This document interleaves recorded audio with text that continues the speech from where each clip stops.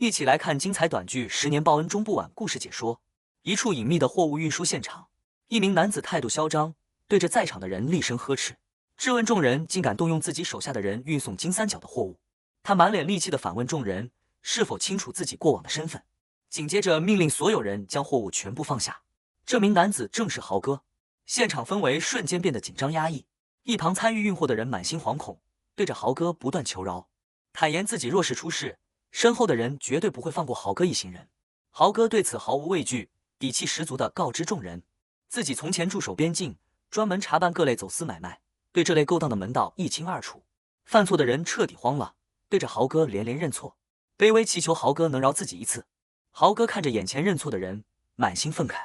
直言对方如今苦苦求饶，可曾想过自己的所作所为，让无数家庭家破人亡，又该如何向那些受害的百姓，向牺牲的战友交代？就在这时，一旁的同伴轻声提醒豪哥，约定的时间已经到了。场景转瞬切换，另一边，一名下属快步来到张总、浩哥面前，带来了重磅消息。下属告知二人，已经查到了他们班长的下落，回国的专属飞机也已经全部准备妥当，躲避了他们多年的班长，终于被他们找到了。浩哥听到班长的消息，瞬间陷入回忆，转头看向身旁的老张，出声询问对方是否还记得多年前的一次巡逻任务。浩哥缓缓道出往事，当年他和老张年纪轻，心性浮躁，外出巡逻时一心想要好好表现，却不慎落入了敌人的埋伏圈，陷入绝境。危急关头，是班长挺身而出，身中数枪，拼尽全力带着他们两人冲出了包围圈，保住了他们的性命。老张对此记忆犹新，感慨万千，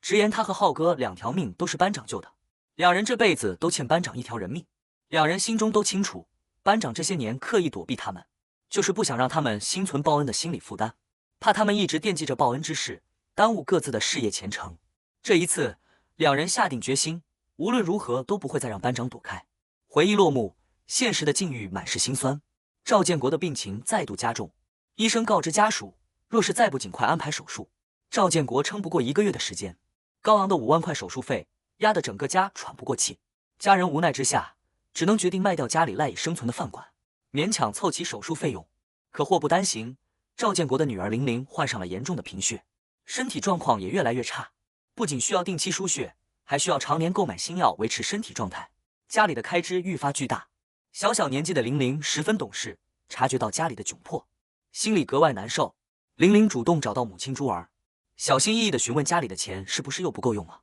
珠儿温柔安抚女儿，告诉她，不管是丈夫赵建国的病，还是女儿玲玲的身体，自己一个都不会耽误，一定会尽全力治好两人。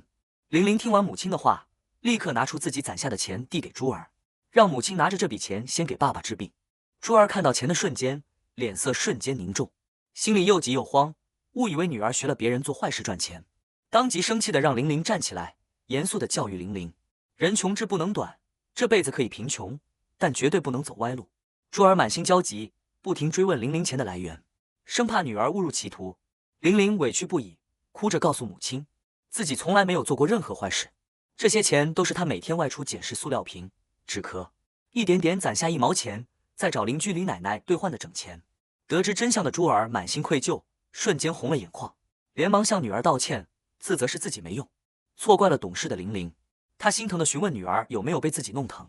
忍不住落泪。玲玲连忙安慰母亲，告诉母亲自己已经长大了，懂事了，以后会每天坚持捡瓶子，陪着母亲一起挣钱养家。珠儿强忍心酸，点头答应女儿，叮嘱玲玲在家好好照看生病的爸爸，自己要出门摆摊做生意赚钱。玲玲郑重答应下来，承诺一定会好好守着爸爸，让母亲放心外出。珠儿又叮嘱病床上的赵建国好好休息，随后便转身出门摆摊。珠儿摆摊的过程并不顺利，当地的刘经理突然找上门来，态度蛮横的驱赶食客，还将矛头对准珠儿，阴阳怪气的嘲讽珠儿。刘经理一直惦记着珠儿家的饭馆，此前他一直等着珠儿走投无路后将饭馆转让给自己，没想到珠儿竟然私自把饭馆盘给了别人，这让他心生不满。珠儿连忙向刘经理致歉，解释自己是因为丈夫重病急需用钱，万般无奈之下才卖掉饭馆，实属迫不得已。可刘经理根本不体谅她的难处，反而假意关心，言语轻浮地表示珠儿缺钱可以找自己，自己绝对不会亏待她。紧接着，刘经理露出了刻薄的真面目，直言赵建国已是尿毒症晚期，玲玲的再生障碍性贫血也无法根治，这父女二人都是治不好的累赘，早晚都会离世。这番恶毒的话语彻底激怒了珠儿，他当即厉声呵斥刘经理。刘经理被当众顶撞，恼羞成怒，出言威胁珠儿，扬言他的小摊摆布了几天，迟早会跪着求自己。随后直接下令手下动手，要砸掉珠儿的摆摊摊位。家中，赵建国缓缓从睡梦中醒来，第一时间询问妻子珠儿的去向。玲玲贴心告诉爸爸，妈妈出门摆摊了，家里的饭馆也已经卖掉了。他知道这一切都是妈妈为了给自己和爸爸治病做出的牺牲。玲玲拿出自己攒下的零钱，递给赵建国，懂事的说自己也能赚钱了，等自己长大会赚更多的钱给爸爸治病。他心疼地告诉赵建国，外面太阳毒辣，妈妈摆摊被晒得黝黑，希望爸爸能劝劝妈妈，不要再辛苦出摊。赵建国看着贴心懂事的女儿，心里满是酸楚，温柔答应女儿，等妻子回来就好好劝说她。玲玲接着天真的告诉爸爸，医生说等自己长大了，可以捐一个肾给爸爸，这样爸爸就不用常年打针吃药，还能陪着自己去公园玩耍。小小的年纪，满心都是想要拯救父亲的心愿。与此同时，浩哥和老张依旧在打探班长的下落。两人根据线索，确定班长最终定居在了陕城。路上，两人回忆起当年的往事，感慨万千。曾经物资紧缺、供给困难的时候，班长会亲自下厨给他们做油泼面，那个味道让两人多年来念念不忘。两人相视一笑，约定等找到班长，一定要让班长再亲手做5碗油泼面，好好回味当年的时光。赵建国也曾常常跟女儿提起自己的这2位过命兄弟，告诉玲玲，这2位叔叔是爸爸最好的兄弟，有着生死与共的交情，以后若是遇到难处，尽管开口求助。赵建国看着年幼的女儿，想到家里的困境，又想到妻子多年的付出，满心愧疚。他自责的喃喃自语，若不是自己身患重病，耽误妻子宋玲玲及时就医，女儿也不会落下难治的病根，小小年纪就要承受病痛折磨。他细数妻子珠儿8年婚姻的不易，8年时间里，珠儿从未享受过一天安稳日子，日复一日照顾生病的自己、体弱的孩子，吃尽了常人没吃过的苦，受尽了常人没受过的累。赵建国满心绝望，觉得自己拖累了妻儿，心中生出了决绝的念头。他心里默默想着，浩哥、胖子这些兄弟一定会来找自己，但自己再也不想拖累他们。若有来生，还愿与众人做兄弟。傍晚时分，珠儿摆摊结束回家，还给玲玲买了她最爱吃的橘子。玲玲看到母亲归来，十分开心。珠儿温柔地叮嘱女儿，一会和爸爸一人吃一个橘子。懂事的玲玲知道母亲也爱吃，主动提出分1半橘子给妈妈。暖心的举动让珠儿满心慰藉，一家3口温馨相伴，准备一起分享橘子。可这份温馨转瞬即逝，珠儿和玲玲回头时，发现赵建国已经永远离世，彻底离开了他们母女2人。突如其来的变故让母女2人瞬间崩溃，悲痛的哭声充斥着整个屋子。邻里街坊见状，纷纷叹息，感慨赵建国苦了一辈子，最终还是没能熬过病痛，往后孤儿寡母的日子只会更加艰难。就在母女2人沉浸在丧亲之痛中时，刘青带着一众手下不请自来，出现在灵堂前。他不仅没有半分怜悯，反而言语戏谑，嘲讽赵建国这个病鬼终于死了，直言这是天大的喜事，珠儿终于摆脱了累赘，应该开心庆贺。珠儿强忍悲痛，面色冰冷的让刘青立刻离开自己丈夫的灵堂。刘青却愈发嚣张，嘲讽珠儿只是一个寡妇，根本奈何不了自己，还当众出言羞辱赵建国，说赵建国当年好心救下2个兄弟，到头来却被兄弟抛下，自己落得一身病痛，穷困潦倒，含恨而终的下场，愚蠢又可怜。年幼的玲玲看着肆意羞辱父亲的刘青，满心愤怒，大声怒斥刘青，扬言等爸爸的兄弟回来，一定会狠狠教训他。刘青根本不把孩子的话放在眼里，肆意嘲讽玲玲是没人管的小废物，直言他的爸爸再也回不来了。珠儿强忍怒火，质问刘青到底想要干什么。刘青终于说出自己的目的，给了珠儿2个选择，要么乖乖把饭馆转让给自己，要么就跟随自己，自己保证让他往后衣食无忧，吃香喝辣。珠儿断然拒绝刘青的无理要求，满心鄙夷地怒斥他痴心妄想。刘青见状愈发嚣张，肆意贬低珠儿，嘲讽她不过是个死了丈夫的寡妇，还带着一个没用的女儿，根本没有高傲的资本。一旁的邻里实在看不下去，挺身而出指责刘青，身为大男人，当众欺负孤儿寡母，实在太过卑劣，不怕被街坊邻里戳脊梁骨。可刘青嚣张跋扈惯了，根本不惧旁人指责，反而出言威胁多管闲事的邻里，还搬出自己的2叔做靠山，扬言自己背景强硬，无人敢惹。临走前，刘青放下狠话，警告珠儿第二天必须拿出饭馆转让合同，否则就让母女俩吃尽苦头。邻里街坊十分担心珠儿母女的安危，纷纷劝说珠儿低头妥协。众人告知珠儿，刘青的二叔是长河集团的人，长河集团是江省的大型企业，他们普通人家根本招惹不起。心软的邻里纷纷凑钱，将凑来的钱款递给珠儿，让他拿着钱度过眼前的难关，缴纳违约金，摆脱困境，避免刘青继续纠缠刁难。珠儿心怀感激，却始终不肯收下众人的血汗钱，在邻里的再三劝说下，才勉强收下。经历丧父之痛的玲玲依旧懵懂天真，她拉着母亲的手，天真的询问爸爸是不是真的回不来了，是不是又睡着了。为了安抚年幼的女儿，珠儿强忍悲伤，温柔地告诉玲玲，爸爸去了遥远的海上，去给他寻找最大最亮的珍珠，等找到珍珠，就会坐着大船回来团聚。玲玲信以为真，认真地告诉母亲，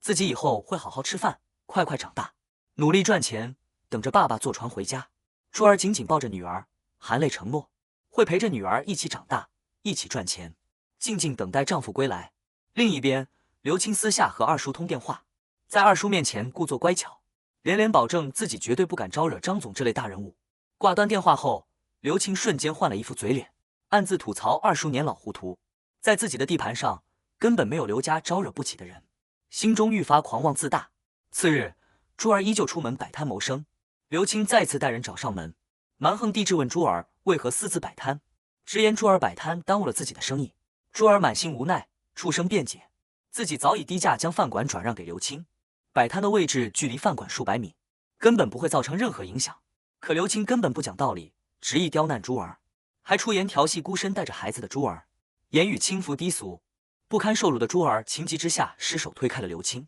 这一举动彻底激怒了刘青。刘青看着被吓到的玲玲，又开始拿捏珠儿的软肋，假意好心提醒珠儿，玲玲还需要医药费治病，若是珠儿出事，女儿就彻底无人照料。珠儿为了保住赖以谋生的餐车，保住一家人的生计，万般无奈之下，只能放下身段低头求情，恳请刘青高抬贵手，放过他们母女二人。嚣张的刘青见状愈发得意，刻意刁难珠儿，逼迫珠儿下跪道歉。面对刘青的百般羞辱，为了守护女儿，守住生计，珠儿只能一再隐忍。可刘青依旧不依不饶，见珠儿不肯彻底妥协，当即下令手下动手砸摊。看着即将被砸毁的餐车，珠儿彻底慌了，拼命阻拦众人，声嘶力竭地表示，谁若是再动手，自己就以命相搏。混乱之中，珠儿拿起刀具自保，刘青丝毫不惧，反而刻意挑衅，逼迫珠儿动手，还提醒珠儿，若是自己坐牢，年幼生病的女儿就会彻底无人照料，